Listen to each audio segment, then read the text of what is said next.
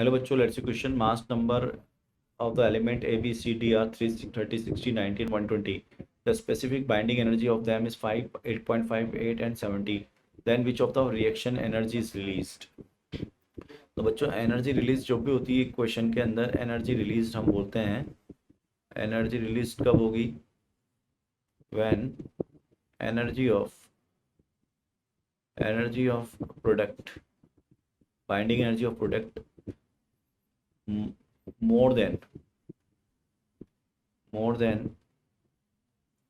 binding energy of reactant. ठीक है, चलो अब देखते हैं यहाँ से. अगर अपन D is equal to 2B मान रहे हैं तो 2 इंटू बी. बी कौन सा है आपका? 8.5. ठीक है, तो 2 इंटू बी, और ये specific binding energy of them they रखी है, तो ये तो क्या 17 मेगा इलेक्ट्रॉन वोल्ट इधर. और डी का कितना हो गया? अच्छा, और ध्यान रहे स्पेसिफिक है ये. स्पेसिफिक का मतलब हो गया बाइंडिंग एनर्जी पर न्यूक्लियन. तो 17 को मल्टीप्लाई करेंगे अपन बी के नंबर ऑफ न्यूक्लियन से, जो कि 60 है. और डी की कितनी है? A B C D. D की 7 है और नंबर ऑफ न्यूक्लियस 120 है. तो 70 इंटू 6 कितना हो गया? 102. तो ये हो जाएगा आपका 1020. जबकि ये कितना हो गया? ये 9. ये कम हो गया, अब जो ज़्यादा कम ही है. ठीक है, तो ए हो जाएगा करेक्ट. ठीक है, सी देखो. C is equal to B plus A. B का कितना है? सी जो है वो है आपका दिस. तो 8 इंटू 30. और बी प्लस ए कितना हो गया? 13.5. अब इसको किससे मल्टीप्लाई करूंगा? B plus A. बी और ए के नंबर ऑफ न्यूक्लियस कितने हो जाएंगे? 90. तो इससे भी हो जाएगी. देखो ज़्यादा है ना, ये वाली एनर्जी से ज़्यादा है. प्रोडक्ट ही हमेशा ज़्यादा होना चाहिए. बी क्या हो जाएगा? बी इज इक्वल टू 2 है. ए कितना है? 5. 5 इंटू 10. 10 को किससे मल्टीप्लाई करूँ मैं? 30 से.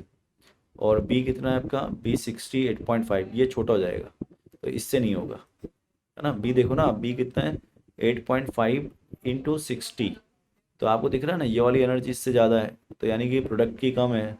तो ओनली 1 एंड 2. ओनली 1. क्या यहाँ पे भी हो रहा है क्या ये?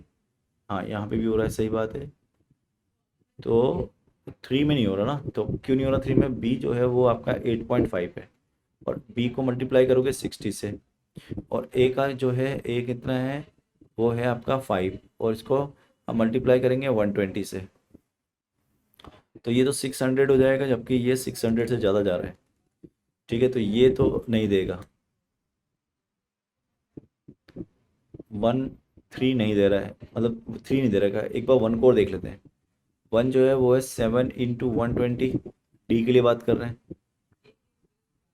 डी के लिए बात ठीक कर रहे हैं, ठीक है. और ए बी का कितना है? बी है आपके पास, बी है आपका 60. 60 इंटू बी की है 8.5. बी की 8.5.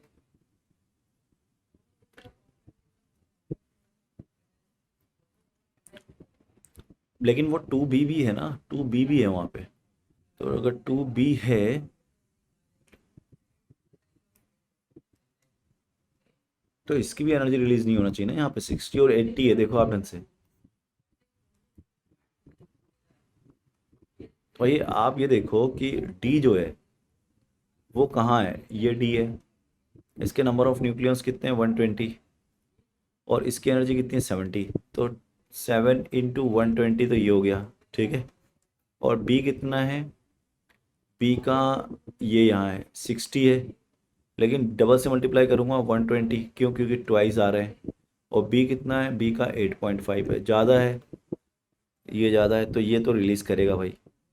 सी का देखो, सी कितना है? सी ये रहा 90. 90 इंटू सी की बाइंडिंग एनर्जी आपकी 8 है. और बी प्लस ए के नंबर ऑफ न्यूक्लियस हो गया आपके कितने हैं? बी के लिए कैसे लिखोगे? बी का हो गया, बी कहाँ गया आपका? ये रहा 60.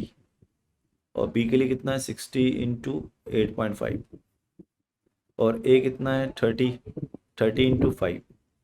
अब अगर आप ये देखोगे, ये हो गया 720. ठीक है, ये आपका 720. और ये है आपका 480. 510 प्लस 150. तो ये आ रहा है बच्चों 660। ठीक है, अब ये छोटा है इससे तो ये नहीं करेगा।